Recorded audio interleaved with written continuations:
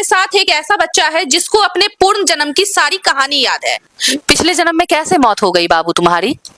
नदी में डूब गए थे दोस्त को बचाने के चक्कर में। दोस्त को बचाने के चक्कर में नदी में डूब गए। और ये इस जन्म में इस बच्चे की दादी हैं और पिछले जन्म में माँ थी, जिन्होंने अपने 18 साल के बच्चे को खो दिया था। लेकिन इस जन्म में ये इनका पोता बन के आया है और सारी कहानी, पिछले जन्म की पूरी कहानी बता रहा है बच्चा। मत रोइए आंटी, क्यों रो रही है? अब तो आ गया आपका बेटा। जब तुम्हारी बॉडी के साथ अंतिम संस्कार हो रहा था या कुछ हो रहा था तुम्हारी बॉडी के साथ, तब कैसा लग रहा था? क्या क्या देख रहे थे तब? जला रहे थे सब, सोच रहे थे क्यों मर गए। क्यों मर गए? और किसकी याद आती थी? अम्मा। मम्मी की। ये आप पिछले जन्म में इस बच्चे के कौन थे? भाई थे। भाई थे? बड़े भाई थे। बड़े भाई थे। और इस जन्म में?